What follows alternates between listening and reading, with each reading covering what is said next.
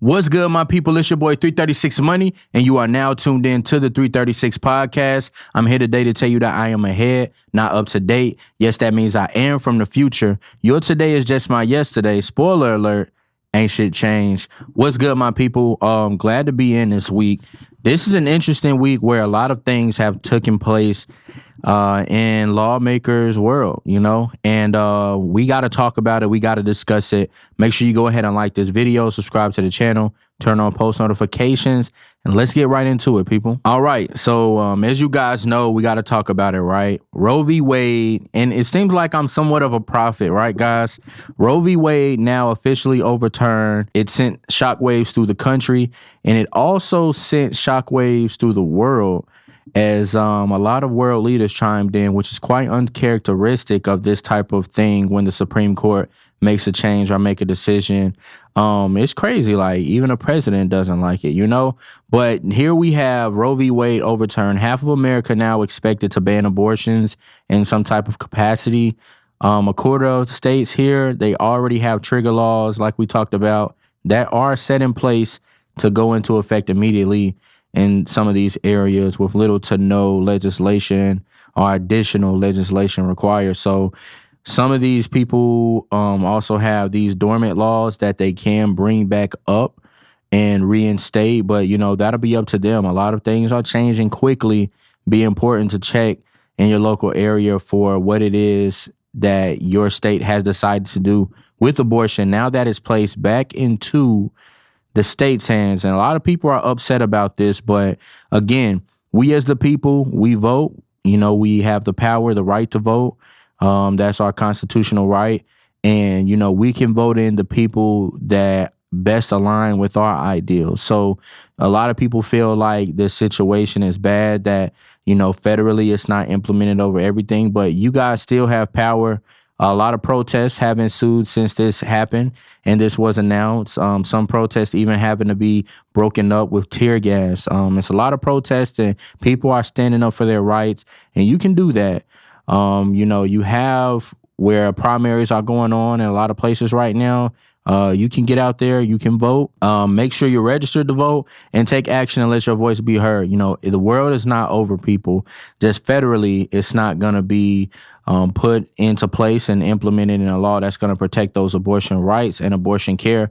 But you can still, find the people that support pro-life or, pro-choice, whatever it is that you believe in, and you vote for those people when it's time to vote. Get out there, be active. Don't just complain and sit at home on your laurels. You still have somewhat of a say-so. Vote, be an advocate for what you want, and, you can get that change. But, people are saying that they feel like women's rights have been abandoned, that they have been, not been protected in this case. And a lot of people and world leaders all over, even the World Health Organization chimed in, telling their disgust with this, their unpleasantness with this. A lot of people feel like women's rights were not protected, and they thought that America would protect such a right. I really, I just don't understand it, guys. Like I talked about weeks ago when this was first leaked. The decision goes in, well beyond abortion. Like, they say abortion is somewhat of a constitutional right. Like, a surgical process or procedure or right to medical care, that's not your right. I don't know why that, it kind of sounds weird that we literally say constitutionally you have the right to get an abortion. Like, it's not up to these people to decide what your rights are. You don't have to feel entitled to a right to get an abortion. It's not anything that has to do with rights. It's all about choices, guys. And the choices are going to have to start before you find out you're pregnant. We know how we get to these places, and we have to just make better choices, better decisions. Promise it will not kill you to be responsible. It will not kill you to be responsible, people. Some people feel like they have a right to get that abortion. It's not, you really don't, and we don't have to provide it. We're tired of upholding it federally off of this crazy court case many, many, many decades ago. and we're putting it back in the hands of the people that you choose. That's what it's about. That's what Supreme Court says. They're putting abortion back into the control of the people in these individual municipalities, and that's what's happening. So like I said, whatever you're for, make sure you get out there, advocate for it, and vote for those people that align with your beliefs and the things that you want to see happen. I'm in North Carolina, as you guys already know, the 336. And in North Carolina, guys, guess what? I feel like I've realized a lot of people are complaining and making this issue, but the age of impregnable women in the country, they're not really going to be affected that much. More than the majority of women won't be affected by this change. But I guess, you can still fight for it. But it's like the people we're fighting for, that demographic is so small. But either way, in North Carolina, we don't have to worry about it. Abortion will still be legal here up to 20 weeks, unless it's some type of medical emergency.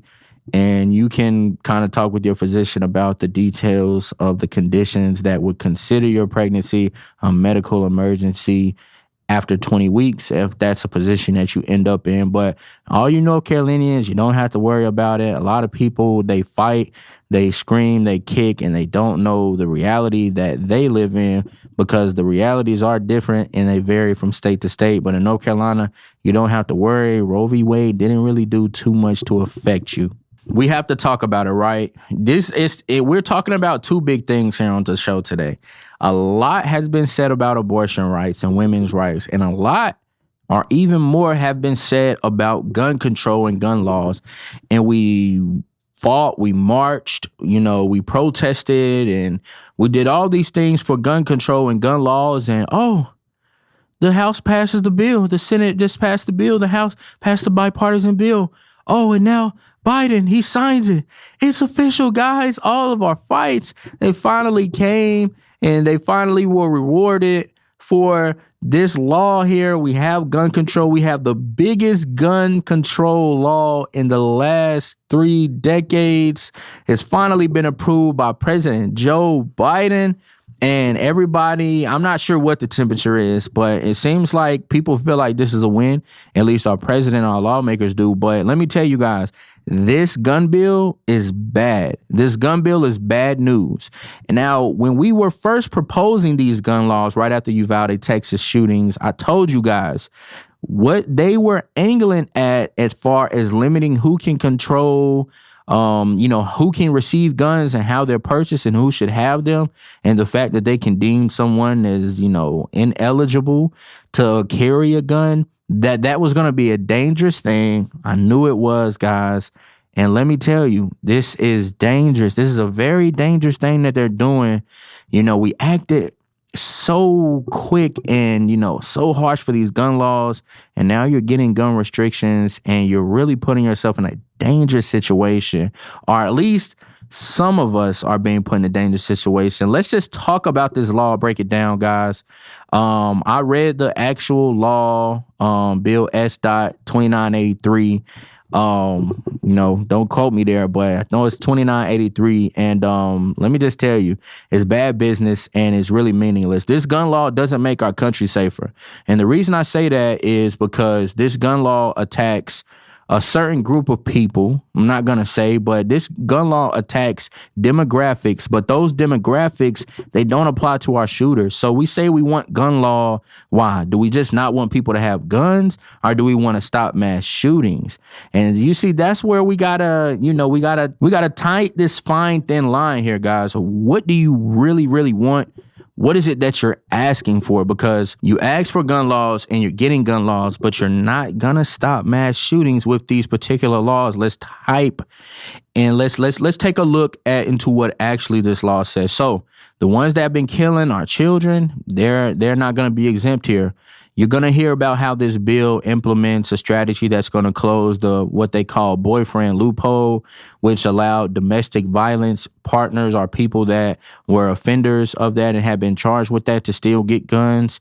They'll have restricted access, and I guess that will help a lot of domestic situations. We hear about that all too often, about these domestic situations and the acquisition of these guns turning very deadly. Long live Trump. And you're going to also hear about how that people under 21 will now have to go through more stricter processes to get guns. And really, that's all you hear when you look into this bill. And I wonder if that excited you. I wonder if that made you feel like something was actually accomplished and that our voices were heard. But I had to go in and actually read this bill. It's a pretty big bill. It includes some funding for schools and mental health. So that's some things that they put in there as well. It's also some stuff about healthcare in there. But there's some dangerous things in here. We're going to talk about it. They say now, those offenders who are those people who are trying to get guns between 18 and 21 will now undergo, quote unquote, enhanced background checks. It kind of makes me think like, what the hell were we doing before?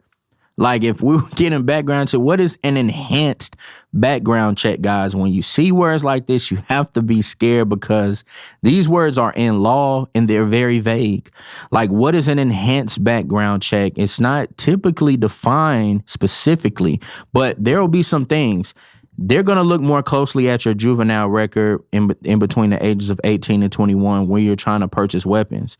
Now, correct me if I'm wrong, because I'm open for correction, but you guys, have any of our recent shooters had a criminal history, a juvenile record? I don't really think so, guys. I'm pretty sure not. These two big mass shootings that we've recently had in Buffalo and Uvalde that really sparked this change, those guys didn't have a juvenile record. So how does this bill and this change help mass shootings? I don't know. Let's just keep going and see what else they did. So basically, they'll check your juvenile record and then they'll make a decision to whereas they actually have 3 business days to make this decision on whether or not you need to go deeper look. You need to undergo further examination to see that if your juvenile record makes you unfit to possess a weapon. With that, they're actually going to go through mental health custodians and also law enforcement agencies in an extended period to see if you're fit to carry this weapon, to purchase this weapon, or to even have a weapon, period. This means that they're going to try to look at you and see if you have a disqualifying juvenile record and you can no longer get guns or have guns or anything like that. It's not going to be as easily accessible, but these enhanced background checks, I don't think that they affect our shooters. Like when we talk about our ideal shooter, when we look at all of the information from these shooters and, you know, their demographics, their backgrounds, I don't think that this fits into that. Now, I do, however, think that it fits into another category of people, but I don't know. Let's move on and let's see. This is where I feel like this stuff gets really, really interesting. This bill is really there to protect against straw purchases. This is where it gets really intense, guys. Pay attention. So with this situation, if you're deemed unfit to carry, it's going to be illegal and a felony to sell guns to those people. It's also going to be a felony for you to give those people guns. So this is called a straw purchase, whereas it's like the little kid standing outside the corner store saying, hey, can you go get this cigarette? Can you get this black for me? Because they're not old enough to purchase, so they get you to go in there and buy them a drink or something, and you come back out and look out for them. That's considered a straw purchase. So same thing with guns. You know, your baby daddy, he got a criminal record and he can't have no gun, but your baby daddy out here in the streets and he like, yo, can you get this gun in your name for me? Yeah, this affects you. And what they're doing is they're actually going to have this as something that's punishable by no more than 15 years. So yes, you can get 15 years just for buying your younger brother a gun so he can protect himself, because there are people out here trying to kill him for whatever affiliation or neighborhood that he's from, just for being born there or just for hanging around a certain crowd he's associated and people want to kill him.